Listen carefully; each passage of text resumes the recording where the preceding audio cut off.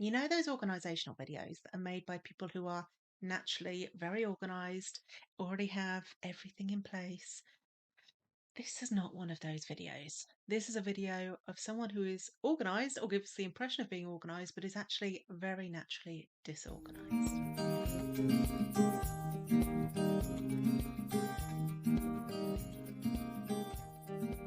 Welcome back to another episode of the Freelancer's Tea Break, the short and sweet podcast that you can enjoy whilst you're making a cuppa. This week, I wanted to talk about being organised when you're not naturally organised, which is me. Partly because I have ADHD. I'm just not a naturally organised person. My brain does not work in that way. And actually, quite a few people I speak to are quite surprised because of the way that I work in my business that I'm not a naturally organised person. So I thought I'd share some of the things that give that impression and that have really helped me to keep on track of things. So, number one, outsourcing. Outsourcing has been one of the best things I've done. And I know this isn't actually something that everybody can do, but there are ways of doing it in a free way as well. So, outsourcing for me can be things like outsourcing my bookkeeping. And my bookkeeping, I think, costs either 25 or £30 a month. It's not hugely expensive, but the amount of time and stress it saves me and makes me feel organised and makes me not feel like I'm going to panic every month over my accounts is worth it. It can also be things in your personal life, like we have a cleaner that comes once a week, which means that I have to tidy the house once a week before they come. It means that we have 2 or 3 days a week where it actually doesn't look like a bomb has hit it. So that helps a little bit as well. But what I would recommend you do is have a look at your life and think which things are things that I struggle with most to be organised on, and think, is there a way that I can outsource some of that? And when I mentioned about free things as well, sometimes it can be as simple as seeing if you can do a body doubling session with somebody. So Focus Mate does 3 free ones a week, I think, at the time of writing or speaking.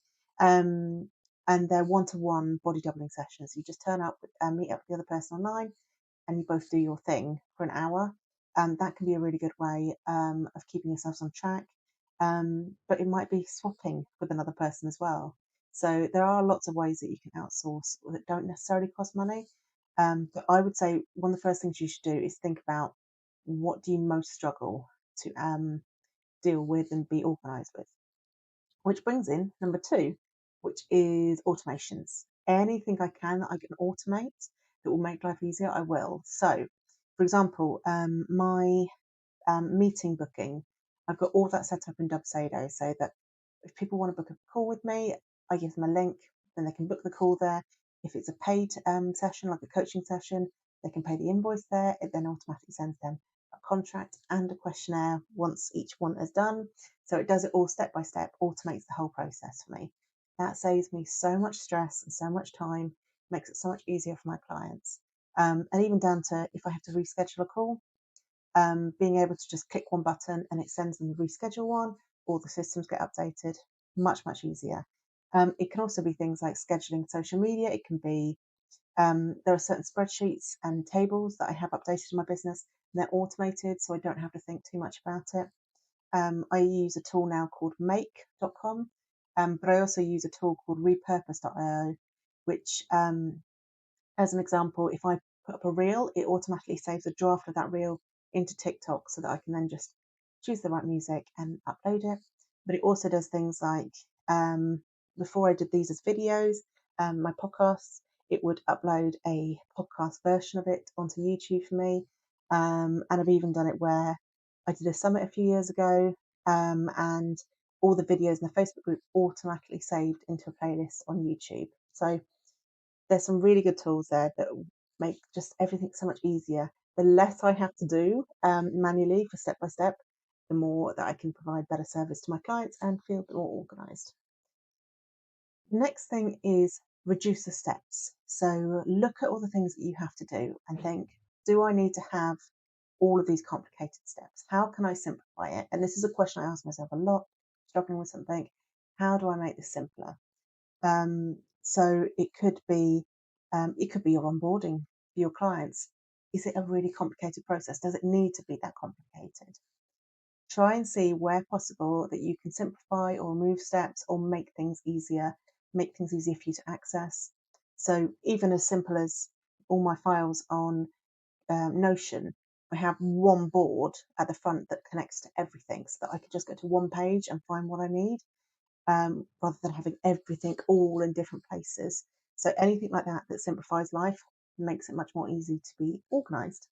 I am somebody that likes lots of shiny things and constantly buying shiny things and stuff like that. Um, and I have to apply that kind of concept to that as well, so I don't have lots of clutter digitally and in person as well. The final one is probably the one that everybody can do, which is get realistic about what organised looks like for you. My version of organised is never going to be the Mrs. Hinch version of organised. I mean, God love her, she's brilliant, but I'm never going to be that person. It's just not in me. There is no point me comparing myself to how she is. Whereas someone like Casey Davis, I love her stuff because for me it's really relatable and the tips are there for things that I would be able to do. So I'd love for you to sort of challenge yourself and say, am I trying to compare myself with someone that I'm never going to be like? A bit like, if I'm comparing myself to a supermodel, I'm never going to be a supermodel. So that's not a realistic comparison. And equally, if you're someone that's gone through a big life change, like having kids or mental physical health challenges, please stop comparing how you are and what you are doing now to how you were before that, because it's not fair on you to compare that when there are so many other factors that contribute to organisation and things like that and how you function. I think Casey Davis talks as well in her book, How to Keep House While Drowning, I think it's called. Really good book, really short book as well. She talks about how your home is there to service you. I don't think that's quite the right wording, but essentially your home is there to service you, not you to service your home. And the same should be for your business. Your business is there to serve you and suit you. So it shouldn't be overcomplicated if that's not what works for you. Um, so yeah, I'd love you to have a little think about that, how you can simplify things, what you might be able to outsource, what you could automate, and what actually an organized life, what your version of an organized life would look like. Is it that, like for me, it's that a few days of the week, my house is tidy enough that if someone drops by, I'm not going to panic. And it means that my clients are onboarded with as little stress as possible. It's not that I have everything working perfectly. It didn't work perfectly today. I recorded this morning and the audio didn't work at all. So I'm now recording it in the evening. So things happen, stuff happens, but I have the flexibility to change things around if I need to.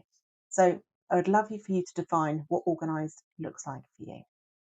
So I hope you found this useful and let me know if there are any tips there that you find really useful and things that you want to implement. Do come join us in the Freelance Lifestylers Facebook group, really lovely group full of people who are running their own business and being realistic about it and not being like the perfect six-figure glossy version of it. It's reality, it's fun. We all experiment with things and find what works and what doesn't in our business. So would love to see you in there and I hope you have a wonderful freelance week.